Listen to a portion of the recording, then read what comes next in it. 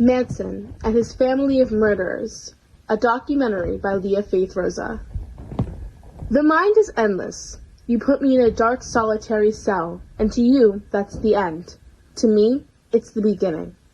It's the universe in there. There's a world in there, and I'm free.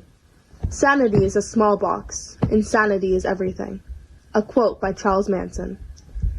At the time of the late 1960s, a man by the name of Charles Manson was making his way through life as an aspiring artist. However, things took a turn, leaving his story a bit unique compared to many others. Born November 12, 1934, Manson grew up in Cincinnati, Ohio, living through an extremely difficult childhood with only his 16-year-old mother, Kathleen Maddox, who struggled with being an alcoholic and was not the ideal parent for a young boy to have around. Manson never knew his father. From a young age, he would engage in many illegal and disruptive acts, such as burglary and armed robbery before the age of 13. In the year 1939, Kathleen was involved in a robbery, which resulted in her having a 10-year jail sentence. He then lived with his aunt and uncle until his mother was released. Upon release, Kathleen was overly disappointed in his illegal and disruptive acts, so she decided it was best to send him to a correctional school. From his teenage years on, Manson began spending lots of time in and out of different correctional facilities, and had a large track record of many crimes. Though being quite the troublemaker, Manson had an above-average IQ of 109.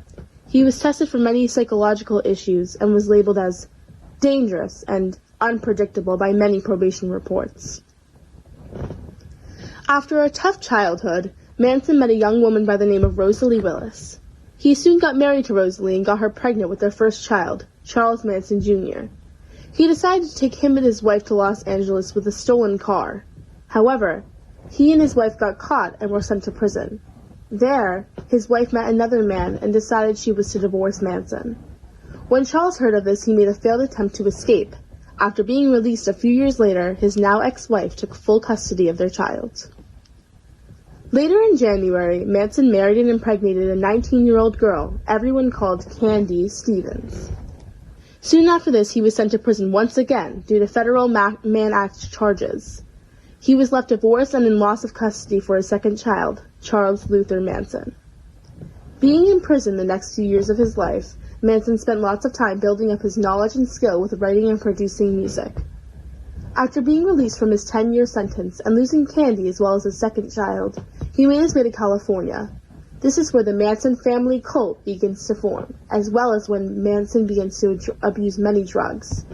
He meets his third partner and first member of his cult, Mary Brunner, who now carries and gives birth to their third child, Valentine Michael. As Manson journeys his way through his new life in Los Angeles, he spreads himself across the city as a self-proclaimed guru. This gets him many new followers, and after luring in around 20 unsuspecting people, he takes and lives with them in Span Ranch, Los Angeles. Through Manson's time as a cult leader, his belief was that there would be a race war between white and black people. It's said Manson got the idea and influence from the song Helter Skelter by the Beatles, who was one of his influences for not only his music, but his life as well. After recruiting many new members for the cult, Manson found it was the right time to start taking on this so-called race war he had been warning his followers about. He told them that African American people were to kill off the entire white race except for Manson and whoever followed him. In July 1969, Manson and a few of his followers were to commit their first act of violence as a warning to the outside people: murder.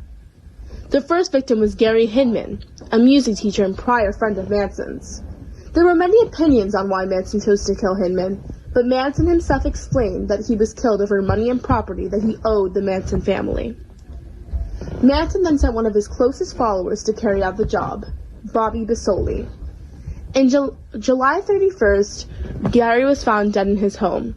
The murder was gruesome and bloody. Hinman was found stabbed twice in the chest and slashed in the face. Across the wall in the room he was found in wrote "Political Piggy" in Hinman's own blood.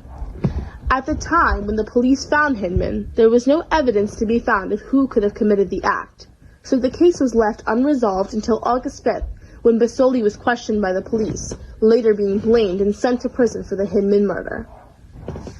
Not long after, Manson planned the second attack. This would be on the young, beautiful actress Sharon Tate. Manson decided on Tate because she was someone society cared for. Therefore, it would send out a greater message than ever before. August 8th, Tate, her fiancé, Roman Polanski, and friends, Jay Sebring, Abigail Folger, Wojciech Frykowski, and Stephen Parent, were all in the house when Manson's followers, Tex Watson, Susan Atkins, and Patricia Krooninkle burst into the house. After not leaving one person alive, they stabbed Tate, who was pregnant with her son a total of 16 times, and wrote the word pig on her door before leaving all seven of them lifeless in the house. The third murder was on Lino and Rosemary LaBianca. The couple was randomly chosen to be executed. The murder was committed on August 10th. This was also the first murder that Manson was hands-on involved in. He helped to tie up the victims, but then left Tex Watson, Patricia Krooninkle, and Leslie Van Houten to carry out the rest of the deal. They were both found stabbed to death, and Helter Skelter was written on the refrigerator. And lastly, the She murder.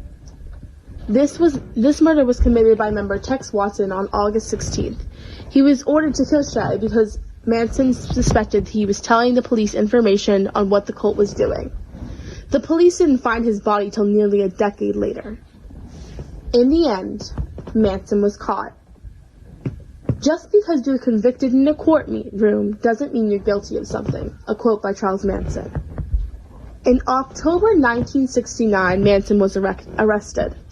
Originally, this was for car theft. However, while in custody, prior cult member Susan Atkins comes forth to the police with new information on her, Manson's, and the cult's involvement in the Tate and LaBianca murders.